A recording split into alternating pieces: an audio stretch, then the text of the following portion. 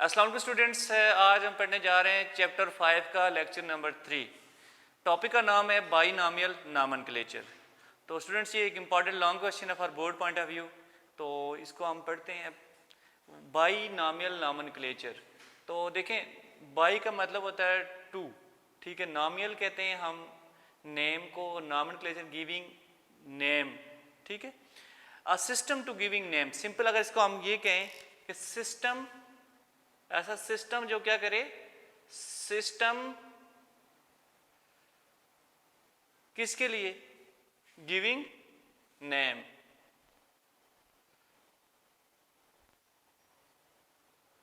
वो क्या कहलाता है हमारे पास, नॉमेनक्लेचर। और बाई का मतलब होता है टू, ऐसा सिस्टम जो नेम्स दे, ठीक है।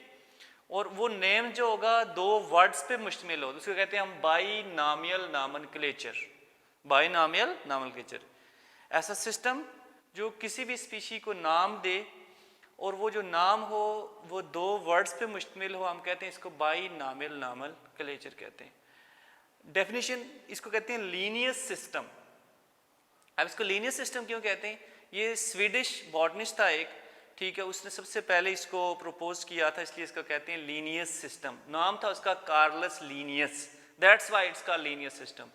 Giving each species scientific name, basically इसने जितनी भी स्पीशीज थी उनको कौन सा नाम दिया था, साइंटिफिक नेम दिया था, कंप्राइजिंग टू वर्ड्स। तो देखें ये सारी डेफिनेशन की आ गई। ऐसा सिस्टम जो नेम दे किसी भी लिविंग ऑर्गेनिजम्स को, वो लीनियस सिस्टम है। और नेम जो हो उसके लिए क्राइटेरिया क्या है कि ये दो वर्ड्स पे मुश्तमिल हो, हम कहते हैं ये क्या है, बाइनॉमियल नॉमेनक्लेचर, ठीक है। ऐसा सिस्टम जो क्या करे, लिविंग ऑर्गेनिजम्स को क्या दे, नाम दे, ठीक है।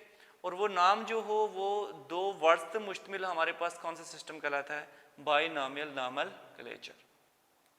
किसने प्रपोज किया था, लीनियस ने, ठीक है। नाम क्या था उसका, कार्लस लीनियस, इसलिए हमने नाम इसको क्या नाम दे दिया, लीनियस सिस्टम।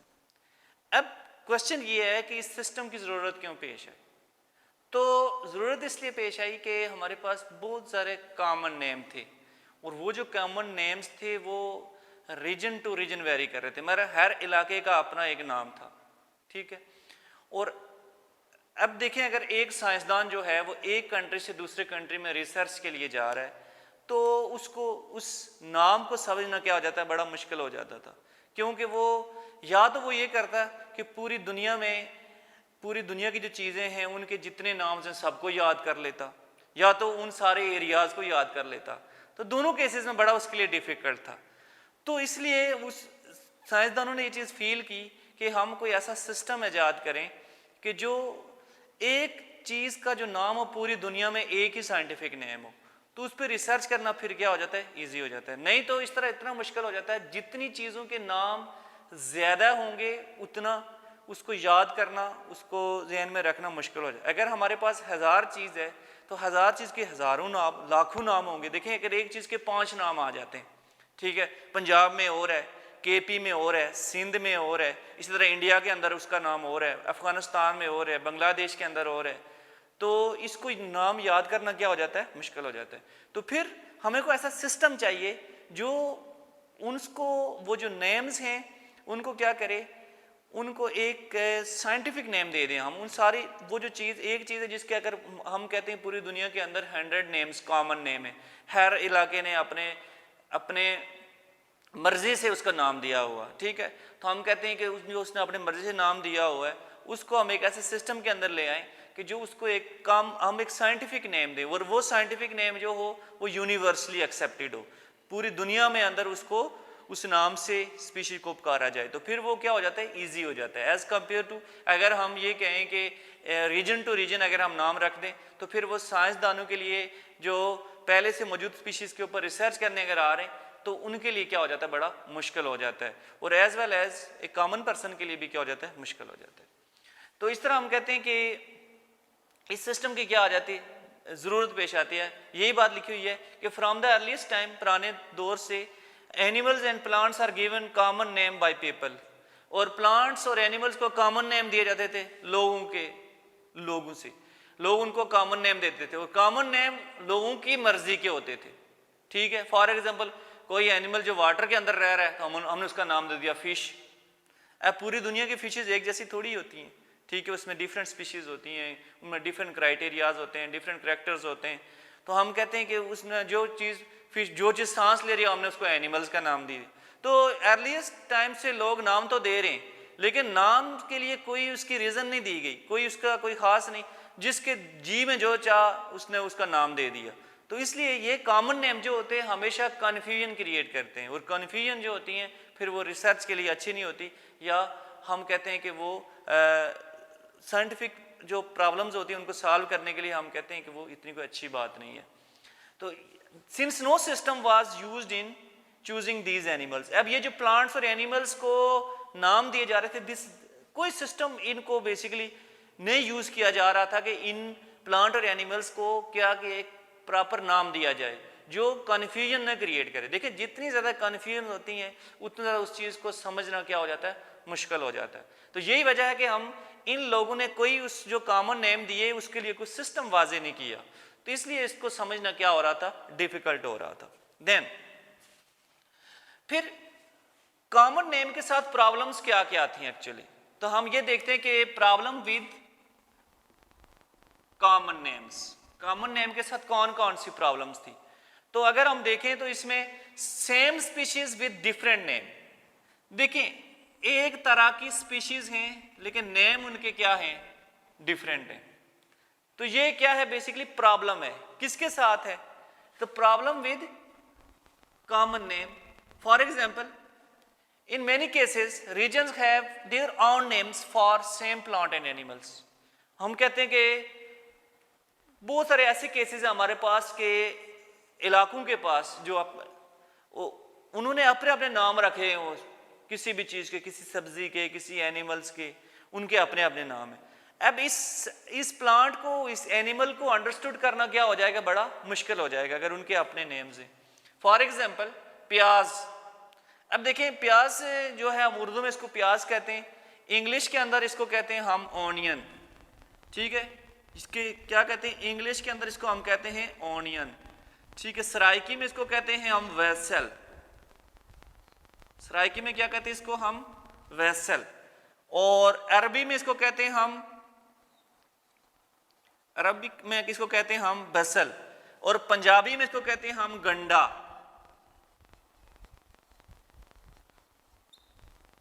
देखिए एक ही स्पीशी है, सेम स्पीशी है, लेकिन नेम इसके क्या आ गए, डिफरेंट आ गए, और ये बहुत ज्यादा प्रॉब्लम क्रिएट करता है।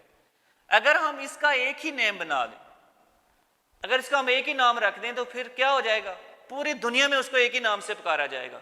तो फिर बाद में आने वाले साइंटिस्ट के लिए रिसर्च करना बड़ा इजी हो जाता है, या उसको समझना बड़ा इजी हो जाता है। बाद में आने वाले जो साइंसदान होते हैं उसको आसानी से समझ आते हैं, क्योंकि उसकी इलाके की बेस पे नाम नहीं हमने रखा हुआ है।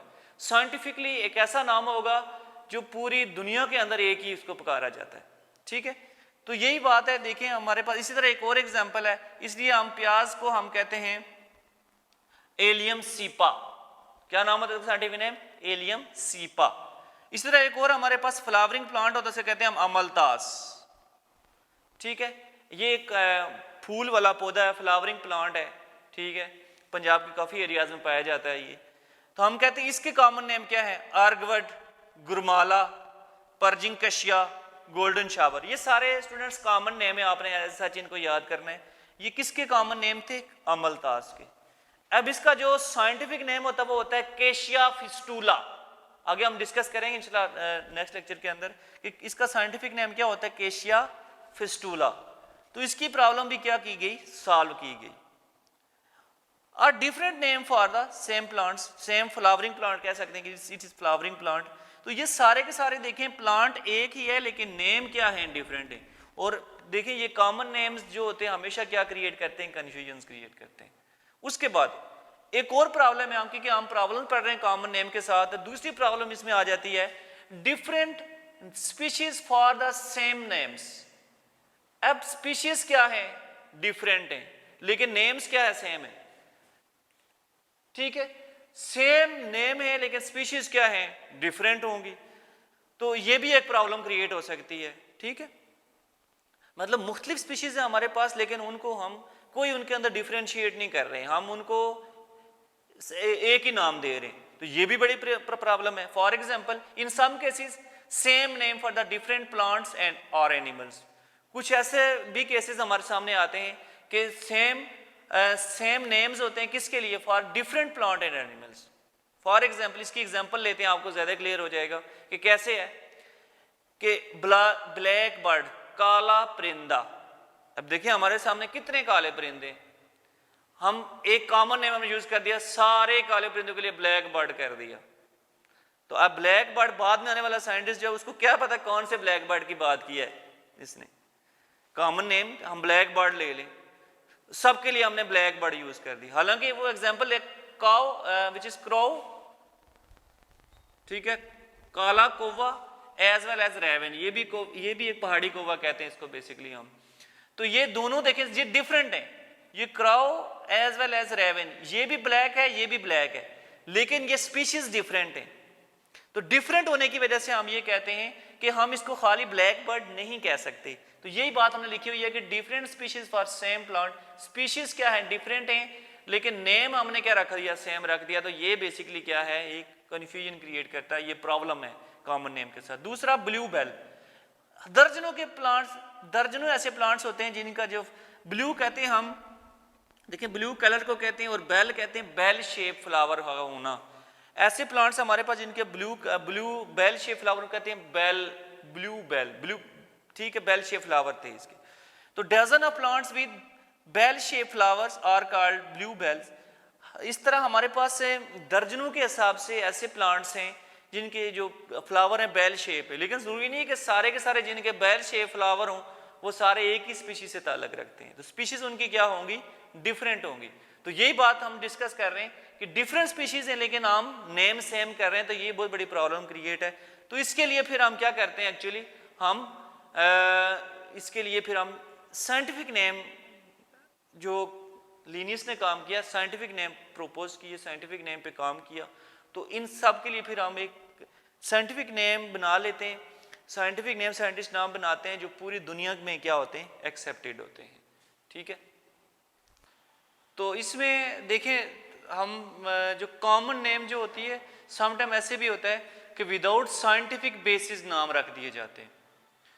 अभी मैं आपसे डिस्कस कर रहा था कि अगर हम लोगों ने देखा कि जो एनिमल वाटर में रह रहा है उसका नाम फिश का दे दिए, ठीक है, हालांकि वो फिश होती नहीं है। अगर हम फिश को डिफाइन करें, बायोलॉजिकली साइंटिफिकली डिफाइन करें, तो फिश को कहते हैं हम, पहली बात इसमें 3 क्राइटेरिया आपने याद रखना है। अ वर्टिब्रेट एनिमल, पहला क्या होना चाहिए, वर्टिब्रेट होनी चाहिए, मतलब जिसके अंदर क्या हो, रीढ़ की हड्डी हो, वर्टिब्रल कॉलम हो, वर्टिब्रीज हो।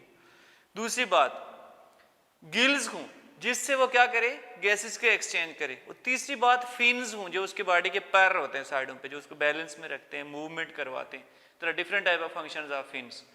तो फिश की डेफिनेशन क्या होगी, a vertebrate animal having fins and gills is known as fish.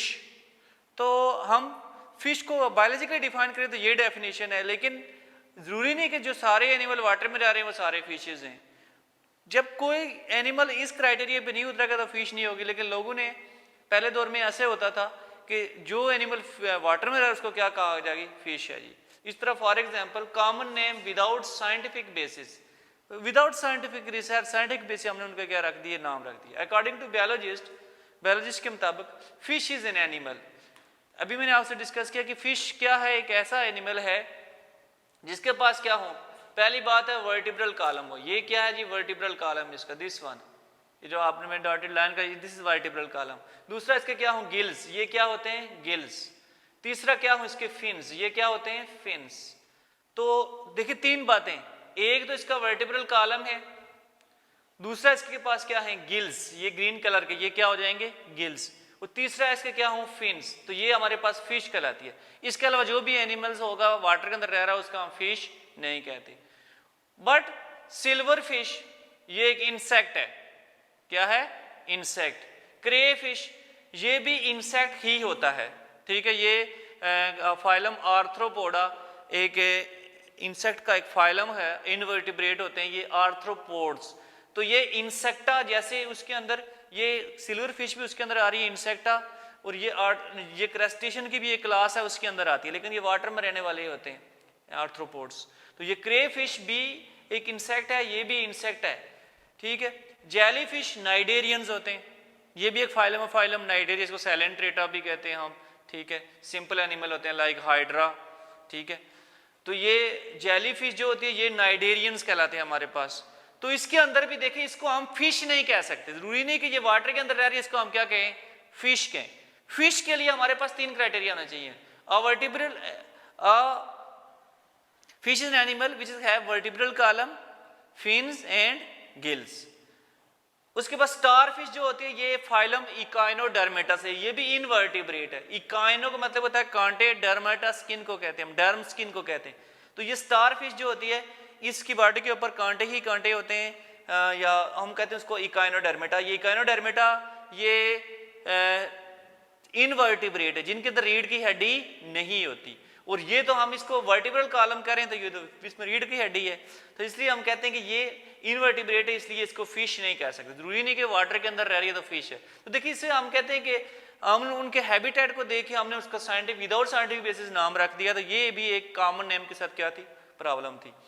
तो these are all are not do not fit into the definition of the fish.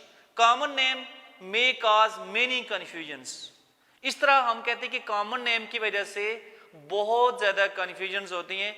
Fishes animals को समझना या ऑर्गेनिज्म को समझना क्या हो जाता है, डिफ़िकल्ट हो जाता है। इसलिए हमें किसकी ज़रूरत थी, बाइनॉमियल नॉमेनक्लेचर की ज़रूरत थी या साइंटिफिक नेम्स की ज़रूरत थी। तो उसके लिए हमारे पास किसने काम किया, कार्लस लिनियस ने काम किया।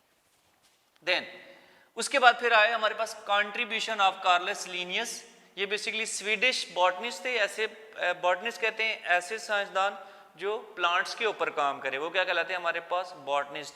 और ज़ूलॉजिस्ट कहते हैं ऐसे साइंसदान जो किस पे काम करें, एनिमल्स के ऊपर काम करें, वो हमारे पास कहलाते हैं ज़ूलॉजिस्ट। तो ये ऑब्वियसली प्लांट के ऊपर काम हो रहा था ज़्यादा, तो इसने ज़्यादा कंट्रीब्यूशन प्लांट के पे था, तो इसने ये क्या था, एक बेसिकली बॉटनिस्ट था। तो डिवाइस्ड सिस्टम, इसने क्या किया, डिवाइस का मतलब होता है ऐजाद करना, बनाना। डिवाइस किया system of naming and classification.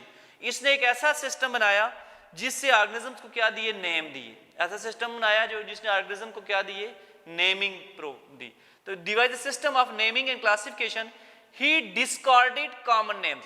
इसने जितने ये कॉमन नेम थे, ऐसे नेम जो डिफरेंट स्पीशीज के सेम नेम थे, ठीक है, या सेम स्पीशीज के डिफरेंट नेम्स थे, तो वो सारे के सारे क्या कर दिए, खत्म कर दिए। डिस्कार्डेड का मतलब होना खत्म कर दिया।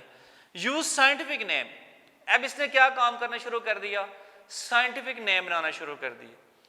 Use Latin word for names, अब इसने क्या काम किया कि लैटिन वर्ड को यूज किया, लातीनी जबान को यूज किया। ग्रीक और लातिन, देखें हमारे वहाँ जितनी भी बायोलॉजी की टर्म्स आती हैं मोस्टली लैटिन और ग्रीक के अंदर होती है। वजह ये होती है कि इन साइंसदानों से पहले जितनी भी रिसर्च हुई है इन दो जबानों के अंदर हुई है। लैटिन के अंदर सबसे ज्यादा हुई, उससे कम ग्रीक में हुई। इस वजह से इन दो जबानों को ऑनर बख्शने के लिए तो मोस्टली साइंटिस्ट ने जो जबान यूज की है वो कौन सी रिसर्च के अंदर यूज की है, लैटिन एंड ग्रीक। इसी वजह से आपको मोस्टली देखें वर्ड्स जो नजर आते हैं लैटिन और ग्रीक के अंदर नजर आते हैं। वजह यह है कि जुबान को ऑनर देने के लिए, और ये भी खतरा था कि ये एक्सटिंक्ट ना हो जाए, इसलिए ये लैटिन ज़बान को ज़्यादा यूज़ किया गया। तो ये मोस्टली नेम किस में होते हैं, लैटिन के अंदर यूज़ होते हैं। इसने कौन सी यूज़ की थी, लैटिन ज़बान यूज़ की थी। पब्लिश लिस्ट ऑफ प्लांट्स, और कब पब्लिश की थी, 1753 के अंदर। Plant scientific name has 2 parts. अब ये जो प्लांट का साइंटिफिक नेम होगा इसके कितने पार्ट्स होंगे स्टूडेंट्स, 2, ठीक है, मतलब 2 हिस्से होंगे, 2 पार्ट होंगे। अब इसमें इसका फायदा क्या होता है, 2 पार्ट रखने का फायदा क्या है। एक्चुअली देखें जितना किसी का आप नाम लंबा करते जाते हैं उतना वो स्पेसिफिक होता जाता है। फॉर एग्जाम्पल मेरा नाम है मोहम्मद अलीम खान, ठीक है, या दूसरे मेरे वालिद साहब का नाम है नज़ीर। अगर मैं जस्ट अगर अलीम का हूं तो क्या होगा, अलीम नाम के तो बंदे बहुत ज्यादा है, तो ये तो जनरल सी बात होगी। अगर मैं कह दूं अलीम नज़ीर अब ये थोड़ा सा और क्या हो गया, स्पेसिफिक हो गया। अब मैं कहूँगा अलीम नज़ीर खान, तो जितना नाम लंबा होगा उसकी लेंथ होगी उतना ज़्यादा वो क्या होता है, उतना वो स्पेसिफिक होता जाता है, ख़ास होता जाता है। इस तरह इसने भी देखें जो नेम लिए थे उसके कितने पार्ट किए थे, 2, इसलिए इसको कहते हैं हम बाइनॉमियल नॉमेनक्लेचर। ठीक है, तो इसलिए देखिए इसने 2 पार्ट्स को यूज किया। नेम रिप्रेजेंट, अब जो नेम बेसिकली बनाए जाते हैं वो नेम जो हैं वो क्या रिप्रेजेंट कर रहे होते हैं, या तो जिस पर्सन ने उस प्लांट को कलेक्ट किया, इकट्ठा किया, उसके ऊपर काम किया, उसका नाम साथ लग सकता है, या उस प्लांट का करैक्टर जो है, ठीक है, किसी प्लांट का जो करैक्टर होगा हम कहते हैं उसके करैक्टर के, उसकी जो खुसूसियात होंगी उस जैसा नाम रख दिया जाता है। ठीक है, तो ये हम कहते हैं कि ये नेम क्या रिप्रेजेंट करते हैं, करैक्टर्स, खुसूसियात, जैसे ये। उसके बाद पर्सन कलेक्टेड, दूसरी बात ऐसा पर्सन जिसने इसको क्या किया हो, कलेक्ट किया हो। तो नेम्स दो बातें रिप्रेजेंट करते हैं, ये एमसीक्यू में आ जाता होता है। द नेम्स रिप्रेजेंट्स, ठीक है, according to binomial nomenclature, person who collected it and as well as characters, खुसूसियात। तो इसने फिर इस तरह इसका ये सिस्टम इतना फेमस हो गया, मशहूर हो गया कि 1758 के अंदर इसने एनिमल्स की भी लिस्ट क्या थी, साइंटिफिक नेम की पब्लिश की थी। तो इसने एक बड़ा काम किया जी बाइनॉमियल नोमेनक्लेचर। ठीक है, किसने, कार्लस लिनियस ने। तो ये इसके पीछे एक कहानी है कि इसने बेसिकली कैसे काम किया था और क्यों 2 वर्ड्स यूज किए थे। वजह मैंने आपको बता दी कि जितना आप नाम को लंबा करते जाते हैं उतना उसको क्या होता है, बेसिकली फायदा होता है। जैसे his system spread so rapidly, अब इसका सिस्टम बहुत रैपिडली स्प्रेड हुआ, बहुत जल्दी फैला। ठीक है, बिकम पॉपुलर, मशहूर हो गया। Use it for the naming animal, और इसने इसको एनिमल्स को नेमिंग के लिए भी दिया। और इस तरह मैंने अभी आपसे डिस्कस किया कि 1758 के अंदर एनिमल की जो लिस्ट थी इसने नेम्स की क्या की थी, पब्लिश की थी। अब बाइनॉमियल नोमेनक्लेचर के रूल्स क्या होते हैं, वेरी इंपॉर्टेंट शॉर्ट क्वेश्चन आपको आ जाता होता है कि रूल्स लिखें बाइनॉमियल नोमेनक्लेचर के। बाइनॉमियल नोमेनक्लेचर को नेम्स लिखने के, नेम्स को राइट डाउन करने के रूल्स क्या होते हैं। तो स्टूडेंट इसके अंदर रूल्स जो होते हैं, नेम कंप्राइज 2 वर्ड्स। पहली बात तो ये आपको पता होना चाहिए कि जो नेम होगा उसके पास 2 वर्ड्स होते हैं। ठीक है, फॉर एग्जाम्पल ये मैं आपसे नेम लिखा एक ये है और एक ये 2 वर्ड है। ठीक है, नेम कंप्राइज 2 वर्ड्स। ये ओनियन का नाम लिखा मैंने, एलियम सीपा, एलियम सीपा। अब इसके अंदर ये पहला नाम जो है ये हम कहते हैं जेनरिक होता है, जीनस इसको कहते हैं हम। और दूसरा क्या है, स्पीशी, स्पेसिफिक होता है।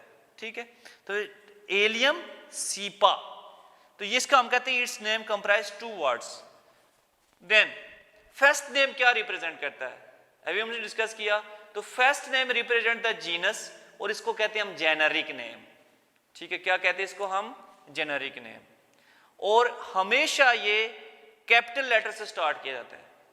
3 बातें आपने याद रखनी कि फर्स्ट नेम को हम कहते हैं जेनरिक नेम, और ये स्टार्ट किससे किया जाता है, बेसिकली हमेशा कैपिटल लेटर से स्टार्ट किया जाता है। और इसको जीनस का रिप्रेजेंट, जीनस को उसके उस एनिमल के जीनस को जाहिर करता है, क्या जीनस है इसका। देन सेकंड नेम जो होता है ये सीपा, जो ये रिप्रेजेंट स्पीशीज, किसको रिप्रेजेंट कर रहा है, स्पीशीज को रिप्रेजेंट कर रहा है। ठीक है, और हमेशा स्टार्ट विद स्मॉल लेटर, किससे रिप्रेजेंट, देखिए ये सी मैंने छोटा लिखा हुआ, हमेशा किससे स्टार्ट करते हैं, इसको हम स्मॉल लेटर से स्टार्ट करते हैं। ठीक है, हमेशा स्मॉल लेटर से लिखते हैं। और उसके बाद ऑलवेज इटैलिसाइज। इटैलिसाइज से क्या मतलब होता है, इटैलिसाइज कहते हैं स्टूडेंट्स कि इसको थोड़ा सा टेढ़ा करके लिखते हैं हम, टेढ़ा करके। लेकिन ऑब्वियसली टेढ़ा तो हाथ से नहीं लिखा जाता, तो मोस्टली जो होते हैं कंप्यूटर में जो टाइपिंग होती है, आपके बुक के अंदर जितने साइंटिफिक नेम लिखे होते हैं ये थोड़े से टेढ़े, इटैलिक में टेढ़े करके लिखे जाते हैं। लेकिन मैं दूसरा रूल्स आपको बताता हूँ, जब आपने लिखना है, पेपर के अंदर लिखना है, तो उसमें आपने क्या लिखना है, इसको ऐसे लिख के, इफ हैंड रिटन अंडरलाइन, जब आप इसको हाथ से लिखेंगे तो इसको क्या कर देंगे आप, अंडरलाइन कर देंगे इसको। ठीक है, थोड़ा सा गैप डाल के सेंटर में इसको आपने क्या कर देना है, अंडरलाइन कर देना। एग्जांपल है इसकी, ऑनियन और एलियम सीपा। तो इस तरह इंशाल्लाह कल हम नेक्स्ट लेक्चर के अंदर इसको प्रैक्टिस करेंगे कि साइंटिफिक नेम जो आपके टेक्स्ट बुक के अंदर है, कौन कौन से scientific name different plants different animals के साइंटिफिक नेम को प्रैक्टिस करेंगे, कैसे लिखना। तो ये रूल्स आपने प्रैक्टिस रूल्स को याद करना है। जब ये रूल्स आपको याद हो जाते हैं तो फिर साइंटिफिक नेम को लिखना बहुत ही आसान होता है। तो रूल्स यही है कि फर्स्ट जो होता है first letter and second letter. First जो होता है वो हमेशा कैपिटल होता है, सेकंड क्या होता है स्मॉल होता है। फर्स्ट जो होता है उसको हम कहते हैं कि ये जेनरिक नेम है, दूसरा हम स्पीशीज़ का है या स्पेसिफिक नेम है, ख़ास नेम उसको कहते हैं हम। और हम कहते हैं कि अगर इसको आप इटैलिसाइज करना है, लेकिन इटैलिसाइज नहीं करते, हम जब हैंड रिटन करते हैं तो इनको हम दोनों को क्या कर लेते हैं अंडरलाइन कर लेते हैं। ठीक है, तो स्टूडेंट्स ये था आज का आपका आज का लेक्चर। इंशाल्लाह कल हम फर्दर इसको डिस्कस करेंगे। अल्लाह हाफिज़।